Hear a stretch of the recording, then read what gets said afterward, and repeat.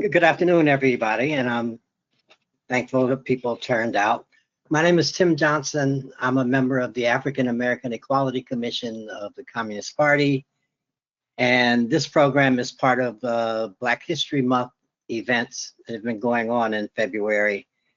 And the center of the discussions today is around the issue of culture, African American culture, and the struggle for freedom.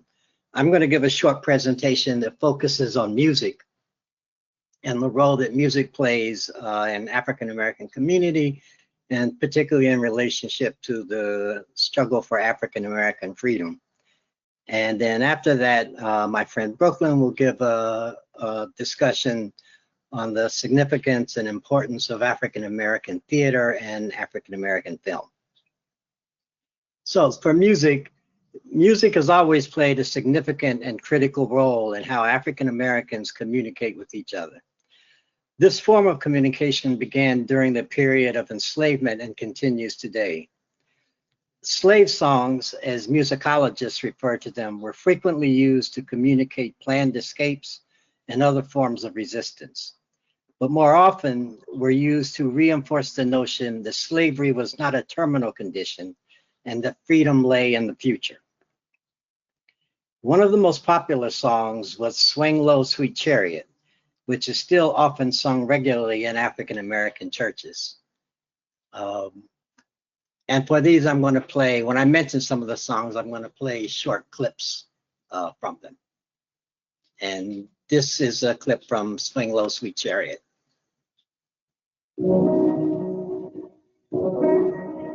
Swing low, sweet chariot, coming to carry me home. Swing low, sweet chariot,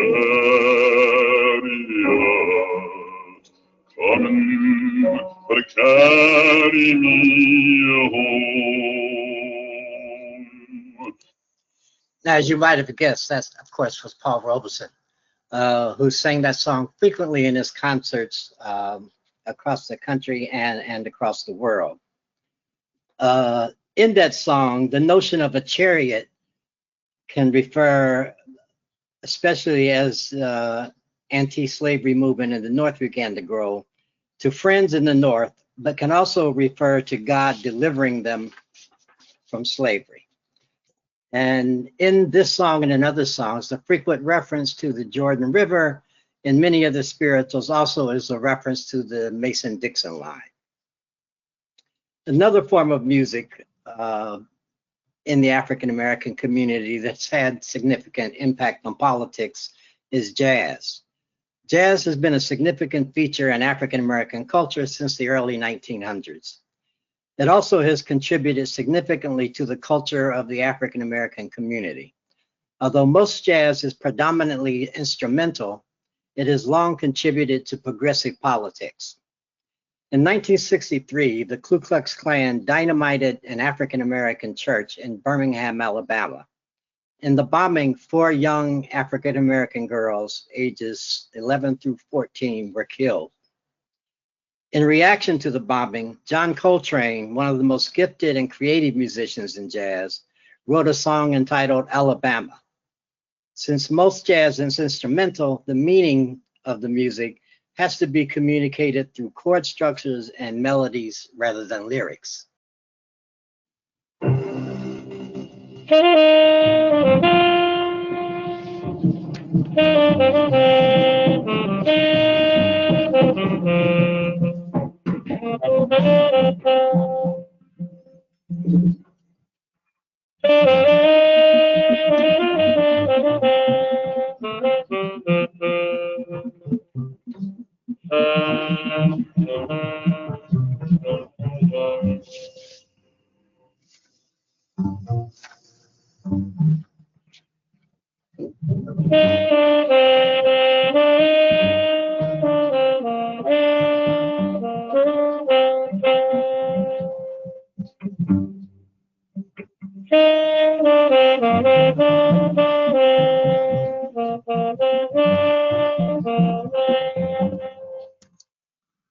We don't have the time to play the entire song, but you can find that song pretty easily either on Apple Music or on Spotify. It's an important song, and again, you can tell by the chord structures and the melody that it's a sad song that he's playing. In addition to many songs in jazz that reference the civil rights movement, many musicians also use their music to reject the U.S. military involvement in Vietnam. In 1969, Leon Thomas, a vocalist and percussionist, released a song entitled "Damn Nam, I Ain't Going to Vietnam." In addition to being a singer, Thomas also relied on a form of African communication that resembles what we refer to as yodeling.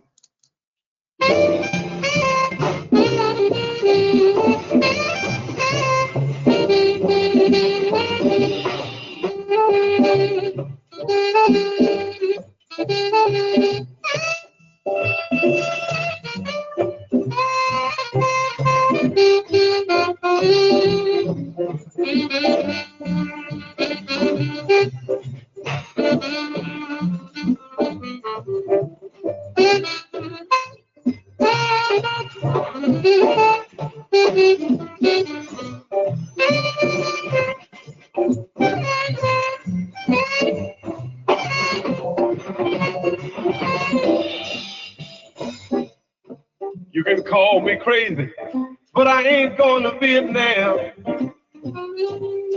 You can do what you wanna, but I ain't going to Vietnam.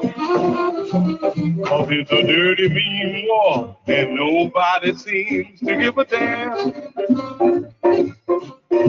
You got boys up on the front line, and boys up on the back line too. They got boys up on the front line, and boys up on the back line too. They got so many weapons. What do they need, me and you?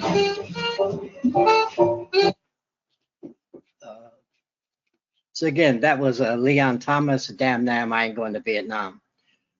In addition to jazz, a lot of R&B singers have also performed music and written songs that has become part of the African American freedom struggle. So that many R&B artists also address political and cultural issues. One of the first was Sam Cooke's recording of "A Change Is Gonna Come."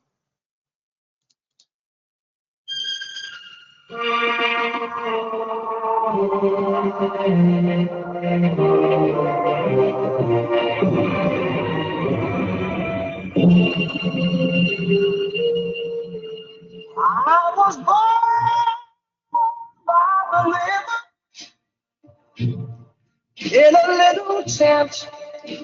Oh, and just like the river, I've been running ever since. It's been a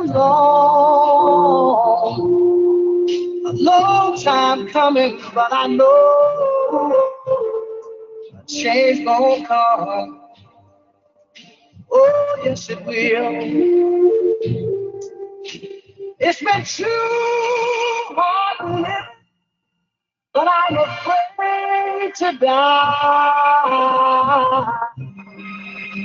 I don't know what's up there beyond the sky. It's been a long time coming, but I know a change gonna come. Oh, yes it will. I go to the movie and I go town. Somebody keeps telling me don't hang around. It's been a long time coming, but I know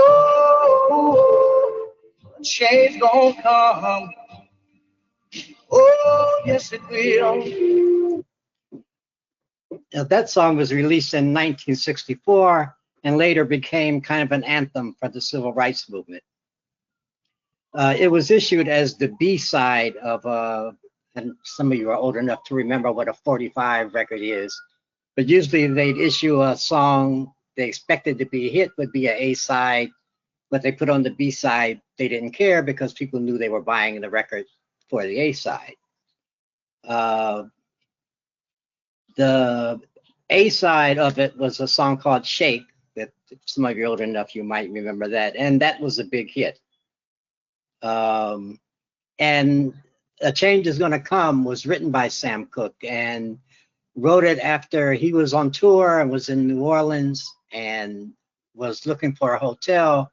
And all of the hotel rooms that he went to would not accept him and his band because they were black and because segregation standards were still in effect. And that's kind of what inspired him to write the song. A Change Is Gonna Come was later voted by Rolling Stone magazine as the 12th of the greatest songs of all time. In 2007, it was selected for preservation by the Library of Congress, deeming it, quote, culturally, historically, or aesthetically important, unquote. The title of the song is on a wall in the Smithsonian National Museum of African American History in Washington, D.C., and I'm assuming that Trump hasn't removed it yet. In addition to that, in the 1960s, James Brown released a song called I'm Black and I'm Proud. And that was an important song then because African Americans were beginning to transition themselves from color to Negro to black. And there were, particularly among the elder generation, tended to rely on the term Negro. Younger people tended to rely on the term black. And so in that sense, James Brown's song played a significant role in how people were defining themselves. Some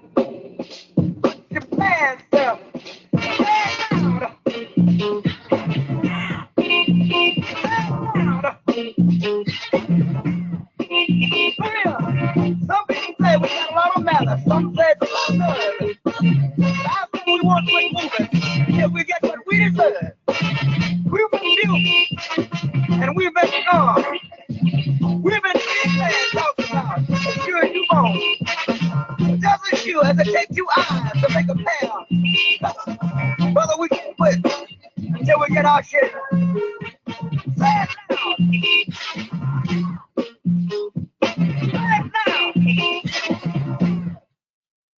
And so again, that's an example of a song that was #1 on the charts in terms of African American music and played a definite role in terms of how African Americans were seeing themselves.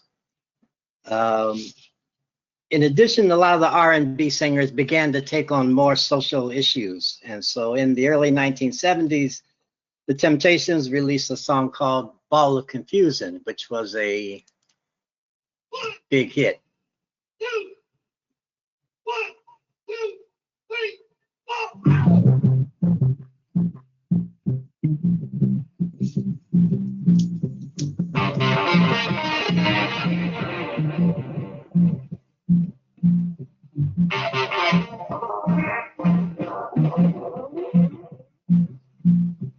People moving out, people moving in by because of the color of the skin. Run, run, run, but you sure can't hide. And I bought all a tooth for a tooth, vote for me, and I'll set you free. Rock on, brother, rock on. Well, the only person talking out loud now is the preacher. And it seems nobody's interested in learning but the teacher. Segregation, determination, demonstration, integration, integration,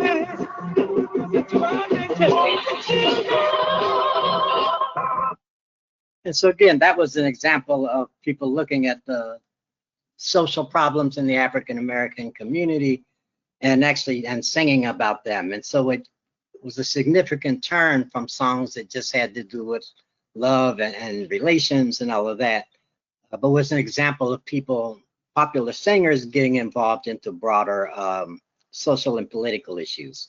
And one clip, which I forgot to add, but also as an example, is in the 1980s, there was a big movement to have Dr. Martin Luther King's birthday be cited as a national holiday. And it was very difficult to get through Congress. Reagan was president then. And Stevie Wonder wrote a song called Happy Birthday, which is all about the importance of making Dr. King's birthday a holiday.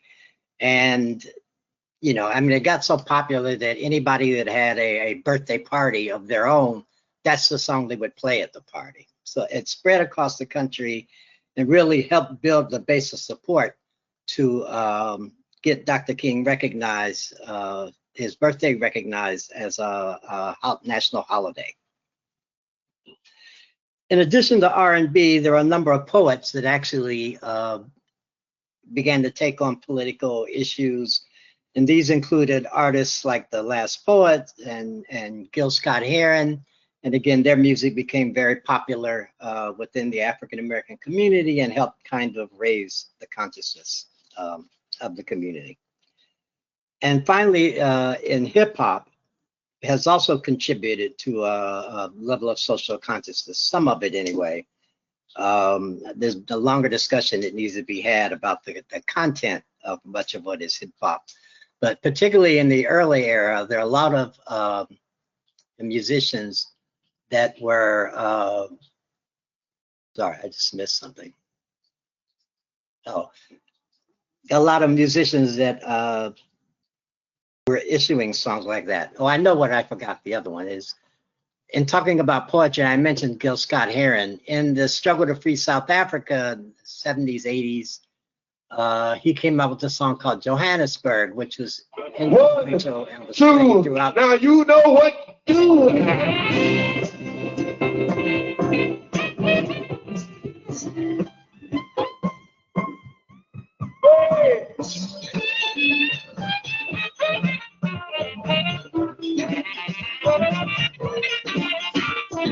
What's the word? Never woman have you heard about your head. You need a little bit more than that. Come on, you can hear that. Somebody said, what's the word? Never woman have you heard about your head. Anyway, that was a song that was played in anti-apartheid demonstrations throughout the country and was played frequently at parties and everywhere in the public domain. Back to hip hop, I finally found out what I was looking for. There have been a lot of hip hop musicians that have contributed to social consciousness and the social consciousness of hip hop. And one particular person that's done a lot of that is Nas, who some of you might be familiar with his music.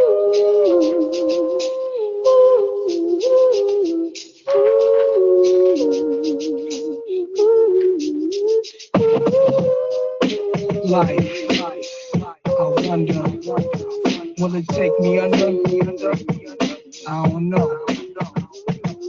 Imagine smoking weed in the street without cops harassing. Imagine going to court with no trial. Lifestyle cruising blue Bahama waters. No welfare supporters. More conscious of the way we raise our daughters. Days are shorter, nights are colder. Feeling like life is over. These snakes strike like a cobra. The world's hot, my son got knocked. Evidently, it's elementary. They want us all gone eventually. Trooping out of state for a plate. Knowledge, it's hope we cook without the garbage. We don't have the top dollars. Imagine everybody flashing, fashion, designer clothes, lacing your click up with diamond rolls. The people rolling dough, no parole, no rubbers. Going raw, imagine law with no undercovers. Just some thoughts for the mind. I take a glimpse into time, watch the flint read, the world is mine.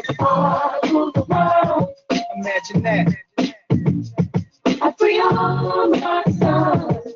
I never say that. So again, Nas's music and his output has been one of the most positive, reflective ideas of taking hip hop, that format, and making something political out of it. And there are a number of others have done that too. I think some of that has been diluted as hip hop became an important part of what the music companies were making money off of, and some of it got slipped off into like gang-related stuff. But there's still a lot of hip hoppers that are doing political related poetry and music. So anyway, the point of all that then was just to demonstrate that there's this interaction between what's going on in the African American society and what African American or African American influence artists are putting out, that's kind of reflecting what's going in the community, but then turns around and helps build that movement much further. And again, we can see that concretely through the anti-apartheid movement, as I said, the movement to recognize Dr. King's birthday as a holiday, and a larger number of issues that hip hoppers deal with.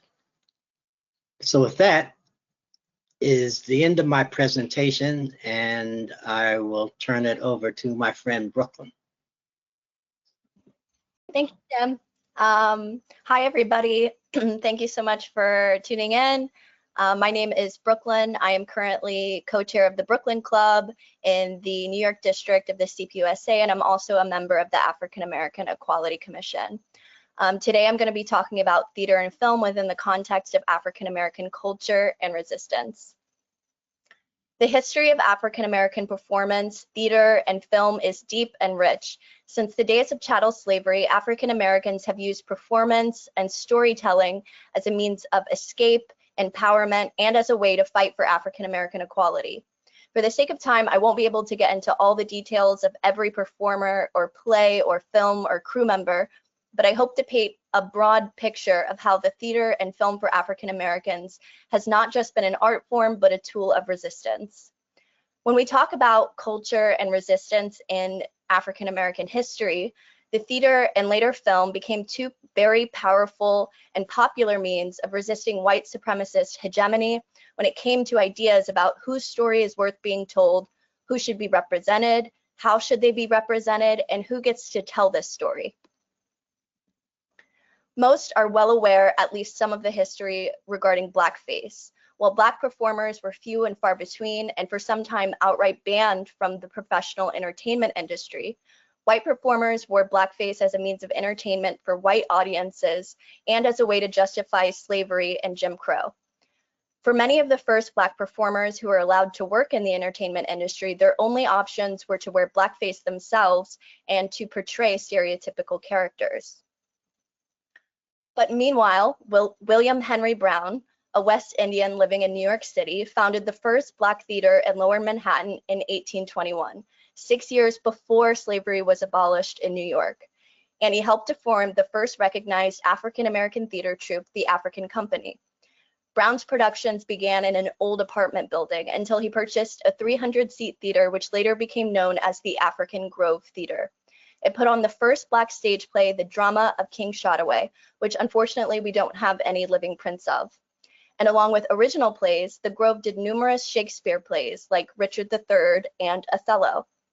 The Grove's production of Othello was contentious as they were in competition with a white theater just a few blocks down who was doing the same exact production. The Grove's Othello was the first time a Black man played the title role professionally, even though the fact of Othello's non-white race is essential to the story. The Grove had mixed audiences, Black and white, and the popularity of the theater caused tensions with white theater companies and white neighbors. It was mysteriously burnt to the ground without explanation after only a few years. Its existence entirely during slavery is a true testament to the boldness and courage which has defined the Black revolutionary tradition and the fight for African American equality. In the early part of the 20th century, during the cultural boom that was the Harlem Renaissance, theater became one of the most popular art forms. Two of the most popular theaters, the Lincoln Theater and the Lafayette Theater, hosted some of the most popular entertainers, actors, directors, and playwrights. During the Depression, as a part of Roosevelt's New Deal, the Federal Theater Project was created in order to support artists during the Depression and provided thousands of jobs to unemployed artists. The Federal Theater Project also had a special mission for Black artists, and several Black productions were funded federally, like the play Haiti by William Du Bois, not to be confused with W.E.B. Du Bois, although we will be talking about him a little bit later. And then also just a little fun fact for my research, I learned that the Haitian Revolution inspired more plays by Black playwrights than any other event in Black history. For instance, Toussaint Louverture by C.L.R. James or Langston Hughes's Emperor of Haiti. The situation regarding federal funding for arts today is starkly different, with federal funding cuts across the board and slashes to the already underfunded arts. Black theater companies like the Classical Theater in Harlem have had tens of thousands of funds slashed under the Trump administration. But going back to the Harlem Renaissance, there were not just big mainstream productions that were being enjoyed, but a lot of underground and revolutionary work happening too. Although he did not write the previously mentioned play Haiti, W.E.B. Du Bois did in fact contribute to the theater by creating the Krigwa Players alongside librarian Regina Anderson. The focus of the Krigwa Players was, quote, an attempt to establish a theater which shall primarily be a center where Negro actors before Negro audiences can depict and interpret life as depicted by Negro artists. While welcome to people of other races, what the theater sought to establish, alongside many other artistic movements during the Harlem Renaissance, was that African Americans should be able to tell their own stories and represent themselves. This idea of representation was an idea that followed not just through art and performance, but through political representation and in major careers like medicine and law, an idea that African Americans should be equally represented at every level. There's also another great group here, the Harlem Suitcase Theater, which was created by none other than Langston Hughes and Communist Party member Louise Thompson Patterson, who produced revolutionary and class-conscious works like Don't You Want to Be Free? The idea of the Harlem Suitcase Theater was that it could be performed anywhere and everywhere, with everything that you need for a performance able to be packed into a suitcase. The goals of Hughes and Patterson were to present experimental and proletarian work, and they wanted to bring socially conscious theater to African Americans throughout the Depression. Getting a little bit into film, we have to talk about the first recognized African American director, William Foster, and the first major Black film director, Oscar Micheaux. Foster was a talented producer and director who made the first all-Black film, The Railroad Porter, in 1913. But Oscar Micheaux is widely recognized as the leading African-American force in film during the 20s and 30s and produced many films which are still studied and revered today. His genre of film was primarily what were referred to as race films, which made the topic of racism central. For example, his film Body and Soul also famously starred Paul Robeson in his first major film. Now, as we get into the first few decades of the 20th century, Black actors are becoming more and more allowed to work professionally within the entertainment industry. But not every film was as progressive and political as some of the films of Micheaux. The most popular films depicted Black people as told by white people. This meant that while less egregious than blackface, that Black roles and characters were still stereotyped, caricatures, not yet fully humanized. Common tropes were the mammy, the Jezebel, the Uncle Tom, the tragic mulatto, the sapphire. These supporting roles served to keep Black people in second-class positions within the American imagination. The moving picture industry was not just discriminating against Black performers and storytellers, but at every level there was a struggle for equality and representation. In 1949, the Moving Pictures Operators Union, Local 249 in Dallas, Texas, picketed outside a theater which only served Black audiences, but had hired one single white projectionist. The picket's primary goal was to get the theater to employ Black projectionists, but the owner of the theater refused on the basis that Black projectionists were unionized, and therefore he'd have to raise ticket prices.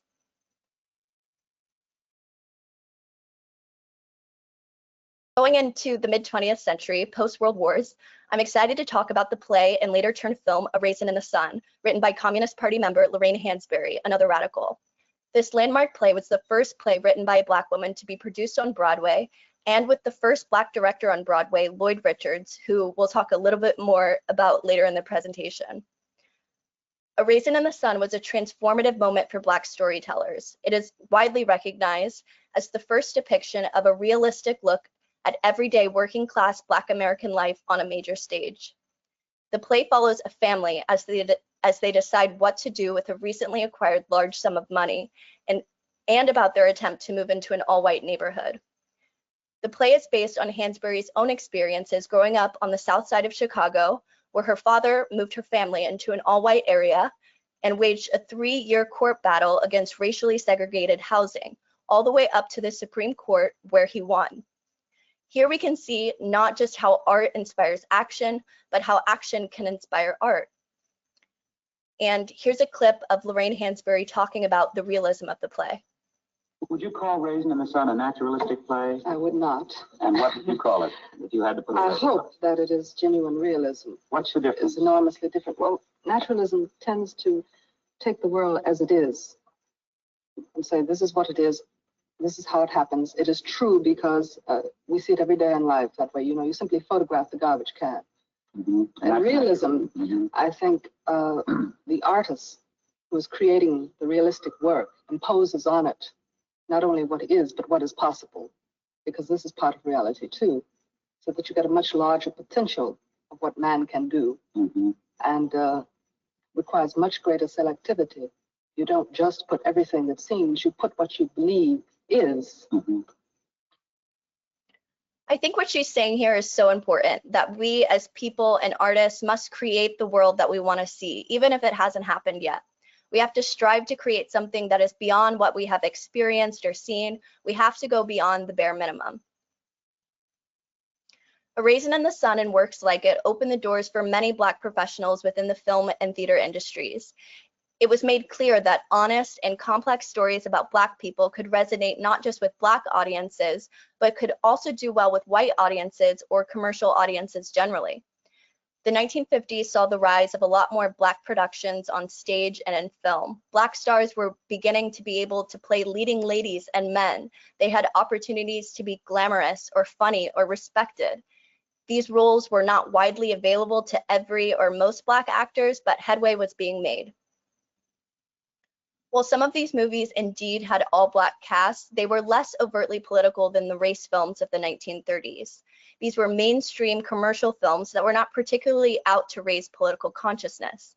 Take, for instance, one of the most critically acclaimed films of the 1950s starring Dorothy Dandridge, Pearl Bailey, and Harry Belafonte, a film called Carmen Jones, which was an all-Black version of Hammerstein's Carmen opera, and which solidified the careers of these actors.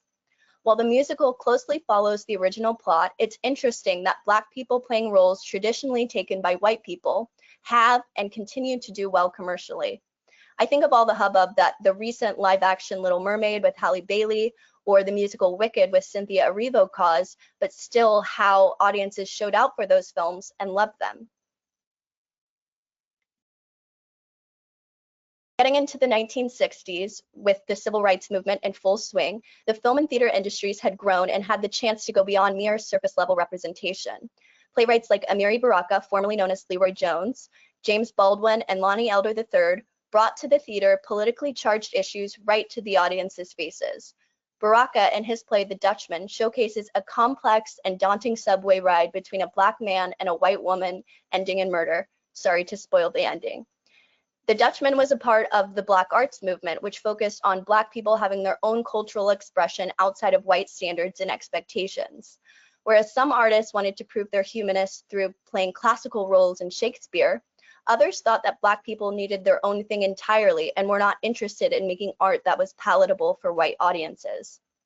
But even outside the political positions of the Black arts movement particularly, there were other threads of very politically charged work being made by Black artists throughout the 60s, like James Baldwin's Blues for Mr. Charlie, where he tells an unflinching story of a lynching in the South, inspired by the murder of Emmett Till and dedicated to Medgar Evers and his family. It calls on white audiences to denounce racial bigotry and to make a choice about whose side that they stand on. The fight for equality in culture was not just on screen for artists or for people working behind the scenes to make the film happen, but in the audiences as well. The fight for integration in public spaces included the desegregation of theaters. Black audiences were either pushed to the back of the house or balcony, or even forced to attend all Black audience screenings entirely, most often very late at night or at very inopportune times. And here we can see a protester outside of the California Theater in 1961 protesting segregated screenings of Porgy and Bess, which was a Black film. Getting into the 1970s, I would be remiss if I did not mention the very commercially successful blaxploitation genre, which has been loved and hated by Black audiences since they were released. While praised for showcasing leading Black characters who were empowered, fearless, bold, and courageous, these films were also criticized for depicting pimps and prostitutes, gangsters, drug dealers, and criminals. Some people in the Black community felt that these films offered a real look at the kind of battles some faced living in the ghettos, while others felt that it only stereotyped Black people further. A question that I wonder is, are white communities worried about stereotyping after watching a movie like American Psycho? Meaning, is the problem with representing non-perfect versions of Black people, or is the problem with a racist system that stereotypes Black people? Getting into the 1980s, I can't talk about this decade without talking about one of the most revered American playwrights, August Wilson, who contributed an American century cycle of 10 plays, one for each decade, depicting Black American life in the 20th century. Some of his most popular being Fences and Ma Rainey's Black Bottom, both of which have been made into major motion pictures in the last decade. If you remember Lloyd Richards, who was the first Black director on Broadway, he also worked closely with Wilson and directed most of his plays. August Wilson is recognized as one of the most great American dramatists, alongside people like Tennessee Williams and Arthur Miller. Getting into film in the 80s and 90s, and I hate to have to smush so much together because there's so many great films to choose from, but as we progress throughout time, Black roles and stories are becoming more and more complex. Black actors and entertainers are competing in all different genres, and Black filmmakers have developed their own aesthetics and styles. Independent film, mainstream blockbusters, TV films, comedies, musicals, gangster movies, romances. Black people are present in all different kinds of movies. But while their success was big at the box office, accolades and recognition from elite institutions remain scarce. Spike Lee's Do the Right Thing is still considered one of the biggest Oscar snubs in history, considering the film's impact upon its release and its long-lasting weight today. Its unique aesthetics, bright colors, powerful soundtrack, and political message about police brutality, all through an engaging narrative, make it one of America's most beloved films. Looking at Black film and theater today, while a lot of Black theaters are struggling to maintain funding to be able to function and produce, art in hard times always prevails, and lack of resources can be a source of creativity. Black theaters like the National Black Theater and the Black Spectrum Theater continue to develop new and experimental kinds of theater, and Black theater artists have and continue to make large strides in the business. Even as the White House continues to slash funding for the arts, which serve marginalized communities, taking cues from the Heritage Foundation, who think that the National Endowment for the Arts promotes, quote, politically correct art, Trump and his administration are instead asking artists to make creations celebrating the 250th anniversary of America. Only then might you receive a grant. Modern Black film has also made tremendous strides. Barry Jenkins' 2016 film Moonlight stands out as one of the most treasured and respected films of the 21st century. It's been praised for showing complex depictions of Black queer identity without caricatures or stereotypes. It's a moving film that undid many expectations for what Black film can look like. Or Jordan Peele, who's produced major motion horror pictures like Get Out and Us, which have solidified him as one of the most respected Black directors of the last decade. And filmmaker Ava DuVernay, who has made some extremely timely documentaries covering systemic racism. The power of storytelling can be transformational. One study from Stanford found that after watching only one film about the injustices and inequalities Black people face in prison, that they were more likely to be empathetic and even take political action because of seeing the film. When it comes to the cultural front, we are often told that it doesn't matter as much, that it's just a distraction, which sometimes, yes, it is. But I think the best question to ask is, if it didn't matter so much, why are they trying to get rid of it? While African Americans are still fighting for full representation and equality in culture, some people think that Black people have become overrepresented in TV and shows, They think Black people are stealing white roles and that they don't deserve the small portion of accolades that they do receive. We must protect our right to tell our own stories and to represent ourselves. At a time when there's already so much confusion and division about minority groups being sown, storytelling, public theaters, and filmmaking can allow us to create our own narratives that combat racism from the cultural right. And that's my presentation today. Thank you so much for listening. I think we're going to go to a Q&A now. Okay, thank you, Brooklyn. Thank you, Tim. We will now take questions and comments. So we're looking for raised hands. Jacob? Hello, can you hear me okay? Yes. Awesome. I really appreciated the presentation. Thank you so much to both the presenters. I had a question for Tim. I'm curious, since it seems that we have a bit of time, you had alluded to there being a greater conversation about hip hop and I guess the genre and its impact. I think especially you made a comment about maybe it was the commercialization of the genre over time by the labels. So I'm curious if you would want to expand a little bit about some of your thoughts. Yeah, I think that, well, I mean, if you look at the beginnings of hip hops, and it largely occurred in the Bronx, I think is where it was centered. And I think it was much more political, not all political, but I think it was much more political when it started, as these were kids who had, most of them had very little musical training, because in the years before, in order to save money, they'd taken music out of most of the New York public schools. It's a friend of mine who grew up in New York, I don't know, in the 50s and the 60s, and talked about how anybody who was interested in playing an instrument, they would be able to borrow one from the school for free.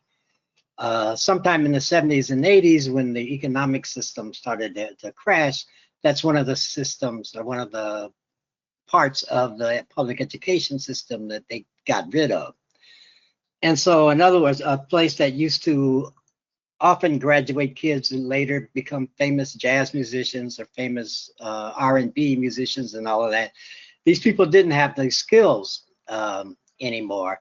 And so they kind of created their own form of music that didn't necessarily have to rely on playing an instrument. And and much of what they were writing about were things that they saw in their own community. So it tended to be, I'm not sure if I'd say political, but it tended to be much more socially conscious than it was before. And then in New York too, but also the dominant influence of the West Coast, then much of what was hip hop became what many people called gangster rap or something like that. And I lived in Los Angeles for a number of years, and gang culture is a very big and a very real thing. And so all the guys in Southern California that started going into hip hop, they did that in references to gangs often. As it got bigger and more commercialized, I think that the record companies themselves began to move away from political content and were more accepting of kind of gang related or crime related or anti-women related songs and all of that. And so I think that when hip hop first started, when they were able to release a song, it was usually by some independent organization. But when the music industry saw how much of a market there was for that, then they began to gobble up, and you had kids coming off the street and they're giving them $500,000 for a contract, which they're getting ripped off because they don't know the economics of how the system works and how you get money off of that. And so it began to turn to something that they found more commercially appealing than anything that was political. And again, and I'm not saying that to, I mean, there's a lot of people that are still doing political related stuff, hip hop, and there are a lot of people that are doing both, kind of edging on gangster related and some politics to it.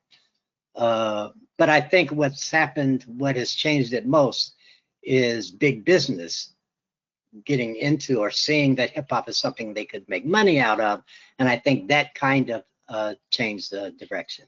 But again, I just want to reiterate, there's still a lot of hip hop musicians that are very political, active in their community, politically active, and write songs that are positive in terms of the community. I don't know if that answered your question, but. Okay, thank you. Sean, your mic is open.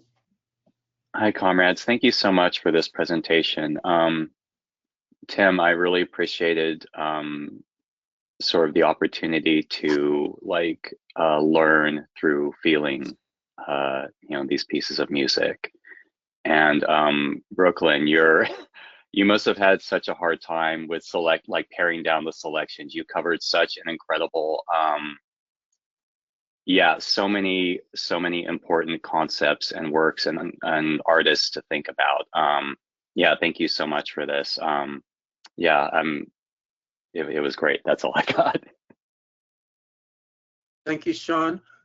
Brooklyn, can you tell us more about Lorraine Hansberry? Yeah, Lorraine Hansberry was a member of the Communist Party, and like I mentioned in the presentation, she's most remembered for her play A Raisin in the Sun, but she also wrote a number of other plays. She was also a writer for the Freedom newspaper with Paul Robeson and W.E.B. Du Bois.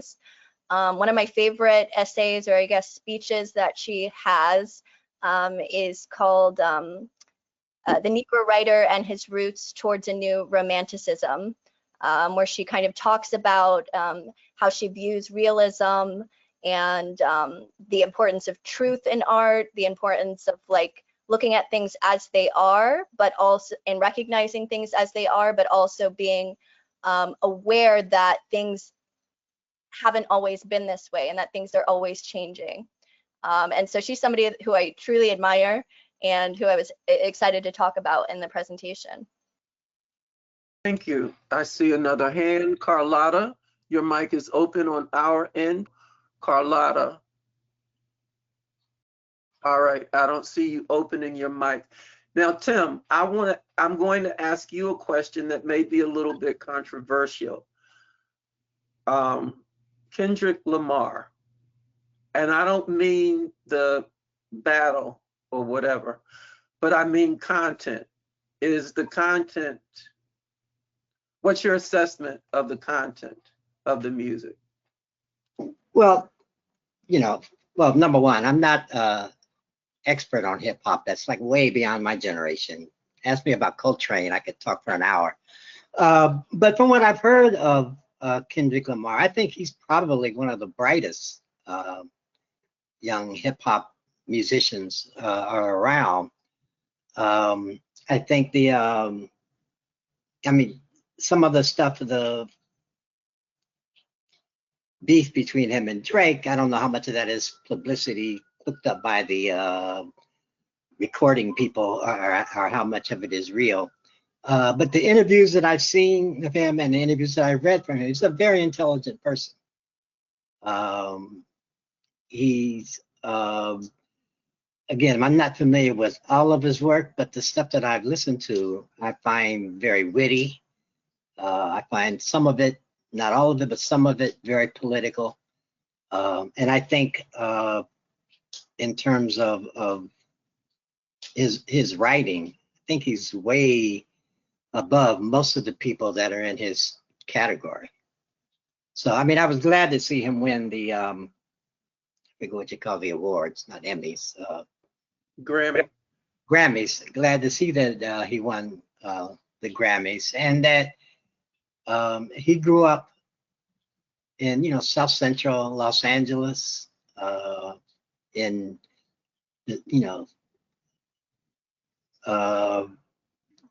not a gangster type and doesn't try to portray himself as such a way, as many do portray themselves that way, and they're really not. So I think he's a positive aspect. Again, I haven't listened to everything that he's done, but the few things that I have heard, I think are witty. I think he has a good sense of music and rhythm. I think it's from what I've heard, it's not the kind of common demeaning of women that you hear on so many of the different people. So I think it's a very positive example of hip hop. Okay, so looking for more raised hands. Brooklyn, I saw you listening intently. Did you have, what's your thinking about any aspect of the hip hop phenom these days? Well, I do listen to a lot of hip hop, and I was raised on a lot of hip hop, and I'm actually named because Biggie was born in Brooklyn. That's why they were big fans of him. So that's why they named me Brooklyn. Good thing he wasn't born in Staten Island. Yeah, exactly. Lucky for that one. And my parents listened to a lot of people like Nas and Wu-Tang Clan and a lot of people in the 90s. And I really agree with a lot of what Tim said about the commercialization of hip hop. And I think Biggie was one of the first kind of big mainstream artists to kind of break it commercially and kind of transform hip hop in that way. And I go back and forth on whether I think that the commercialization is a good thing or a bad thing, because, you know, nowadays hip hop is like the most listened to genre in America, which I think kind of demonstrates like how impactful Black culture is within American culture generally. But at the same time, that kind of backwardness that we see a lot of the time in the music, which personally I think is not just within hip hop music, but within music generally, we see a lot of backwards things. But I think hip hop is more criticized for the kind of maybe misogynistic or other kind of things like that that appear in the music, because, you know, rock and roll music or pop music has a lot of those things too, but I feel like there's sometimes that hyper focus on hip hop music, which I don't feel like is fair. And then kind of talking about the Kendrick and Drake stuff, I don't want to make myself a pariah, but I like both Kendrick and Drake, and I listen to a lot of both of their music, and I think that they represent different trends within hip hop music. Kendrick kind of representing that a little bit more underground. I wouldn't say he's entirely underground, but he used to be. And Drake representing that more commercialized pop culture aspect of hip hop and what it's become, because now there's so many different subgenres within hip hop, which I also think is an incredible thing. Okay. Thank you. Maybe in the future we'll do more. All right, Joe, your mic is open. Hi, thank both of you. My question is to either or both of you, do you see a new, or do you see a socially and politically conscious cultural movement either in music or in film or theater today? I mean, you know, the 30s period of prior to it, in the 30s or 60s, there was a music and an arts movement that had a movement character to it, let me say. But since then, not so much. And I'm just wondering, do you see such a expression in the various areas you've talked about today? And if not, why do you think that's the case? Thank you. Do you want to take, I do see a few more hands. Do you want to take more questions, or do you want to respond? And if so, who wants to respond? I can just say maybe a little bit, because if we could move on to other questions, I'll just forget. I'll forget the answer to one. Okay. But you know, I think there is a lot of underground stuff that is more politically conscious, and then a lot of the times I see artists trying to make really political work, but that it doesn't do so well popularity wise. And I talked to Tim a little bit about this, but I think that with the younger generation, there's this kind of quote unquote cringe aspect about being too, I don't know if the word is sincere or too direct about what you believe. Although I do think that that kind of sentiment is changing slowly. I think that there's an expectation that art, you should have to kind of figure out what it means, as opposed to things that are directly like, I believe this, I believe that, I believe this. People are kind of searching for that, I guess, that deeper meaning. Although I do feel like some artists are able to walk that line between, you know, aesthetic art and political messages. I think that's a hard line to walk with today's generation. Did you want to respond at all, Tim? Well, I think that, yeah, I agree with much of what Brooklyn said.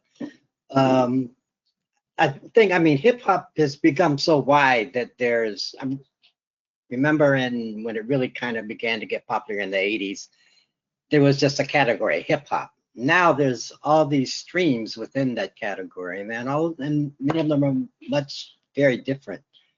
So it's kind of hard to categorize it as a whole because of the different trends within it. I don't think that it's as political as music was in the 60s and the 70s. So I think there's a difference there.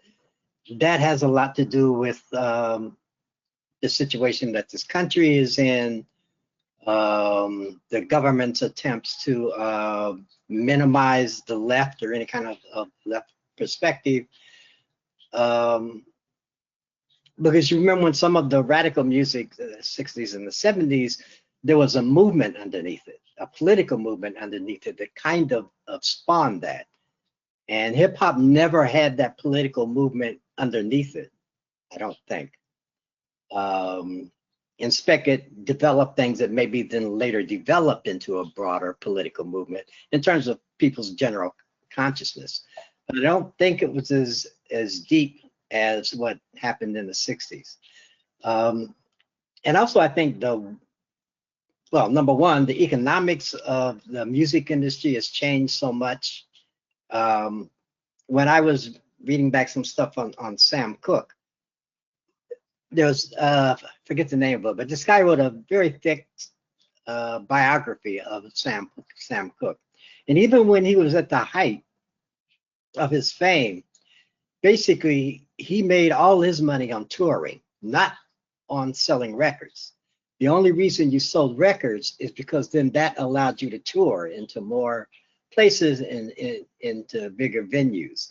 So that even whether he wrote the song or not, the recording company is the ones who made almost all of the money off it.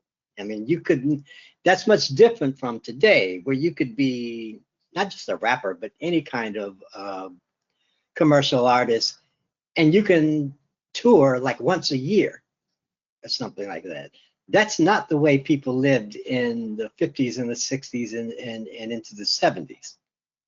You made your money on touring, and the more records you could sell, the bigger venues you could get when you toured. So I don't know, it's a complicated situation. And, you know, politically, the world is in a much different kind of place. I think that often puts a damper on political activity. There's not something like a Vietnam War, which was like a rallying cry, and of course that then influenced all this kind of music, or the civil rights movement, you know, which created a rallying cry and all kinds of production of music having to do with Black culture and Black politics. Those issues aren't as clear now. I mean, hopefully they're becoming clearer the more Trump is around. But in terms of people's day-to-day lives, I don't think politics is as centered as it was in the 60s and the 70s as it is now. Other than that, I don't know. Okay, while we're looking and encouraging the audience, please, whatever comment or question you'd like to introduce, please be encouraged for the last time to raise your hand. And I do see, please think about what you want us to know about John Coltrane as I open the mic for Stefan. Stefan, your mic is open. Hey there.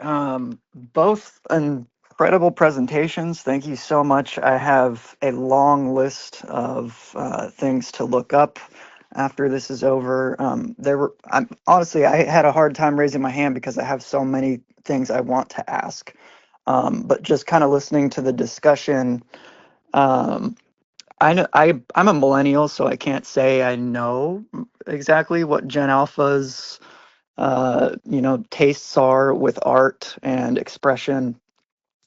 I was just thinking of a little after Black Lives Matter, or after George Floyd, the This Is America by Childish Gambino, that seemed to have like a kind of a commercial success, despite being pretty overtly political. And I've just been thinking about the kind of morass, like what happens when there's commercial success involved with whether it's a really truly political message or something that's just trying to kind of assume that aesthetic.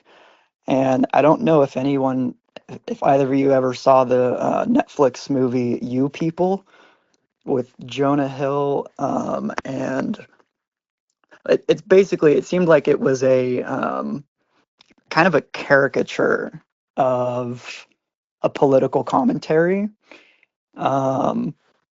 And that seems to be like, I don't know, at least from my perspective, what happens when there's a commercial incentive to try and replicate, more underground or political art. So I guess that's more of just an observation. I don't know if any of those things strike up anything. Oh, there was one other thing I was wondering. Is it true that Tupac was in the Communist Party? I believe he was in the YCL for a short time. But then also to talk a little bit about what you were saying, I haven't seen that show that you mentioned, but I do know the song that you're talking about from Childish Gambino.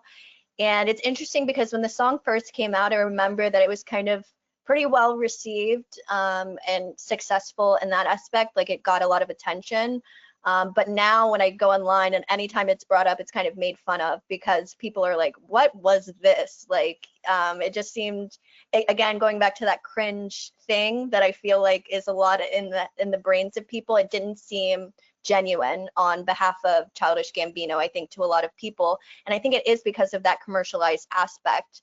And I think that critical perspective from audiences is important when we ask, like, what is the actual intention from the artist in making this? Is it to make a political message or is it to make money? I can't speak on behalf of Childish Gambino on what his actual intentions were, but I think from audiences generally, we're very wary and very critical when people claim to take on a political message, but then within their actual life, they may not actually act that way. And I think that that's something that people are always kind of looking for. Okay, so in terms of closing out, I'm wondering about Marvin Gaye, what's going on, and that the impact that had. But I'm more curious about what is it we should know about Coltrane, John Coltrane, and from you, Brooklyn, as we come to an end. I'm wondering if there are any things on the horizon, on the more recent horizon, that we should pay attention to, either in theater or film. So let's go to Tim first and then to Brooklyn. First, just a comment on Motown. I mean, Motown was about making money. It wasn't about a political issue or anything like that. Marvin Gaye had to like fight with them for years to get them to release What's Going On, which became a gigantic seller. And it's one of the few times where someone puts out an album and almost every song on there is a hit in and of itself, which defies the logic of marketing in terms of capitalism. You only want a couple of hits on an album and then you save the other hits for another album because you make more money. So, you know, and from, you know, everything that I know of, I never met anybody who had anything very positive to say about Berry Gordy in terms of how he ran it. And you notice that as soon as the Temptations made a big break, they left Motown to go someplace else. I think the Supremes ultimately left Motown because they had been caught in this structure where basically they were getting ripped off the way white music companies used to rip off black artists. Basically give them a little money, enough for them to tour. They can make their money on the tour and you make all the money on the sales that they get of their record.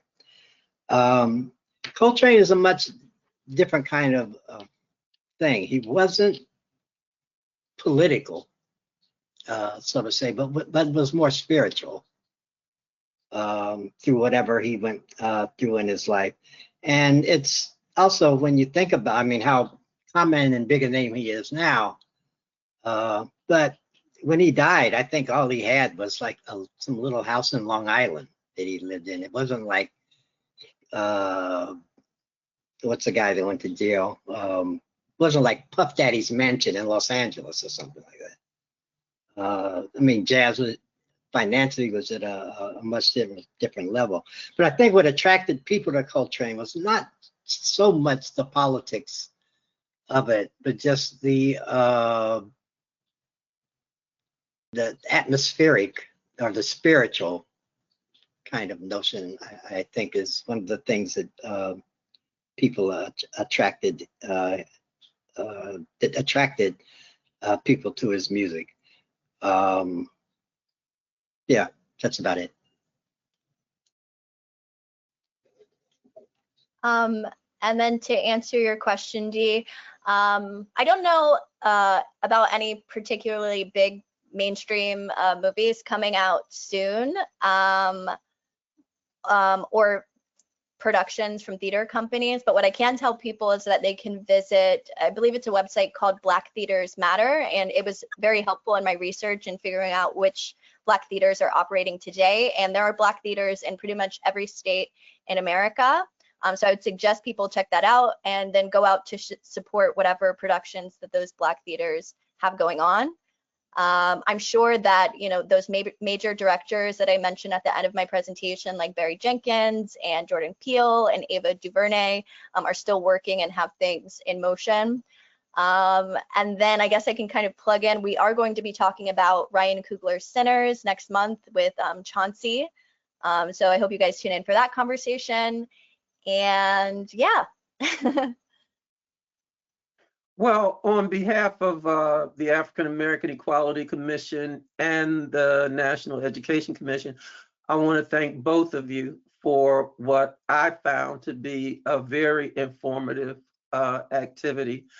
And I think we should create space to talk more about these matters.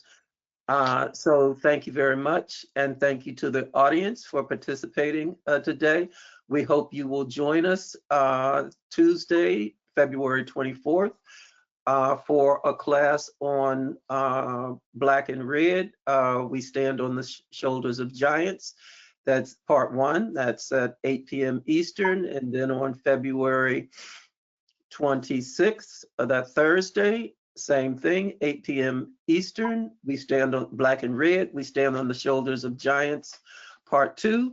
And then on Saturday, February 28th, we will be in conversation with Joe Sims, the co-chair of the Communist Party. And the conversation will concern the African American freedom struggle today, and most specifically how or the need to stop the civil rights counter-revolution. So thank you again. We have to find more ways to share this information. It's very illuminating on the one hand, but uplifting contributes to our resilience in trying to build the resistance. So thank you again, and thank you to everyone for participating. Have a good day. Bye-bye.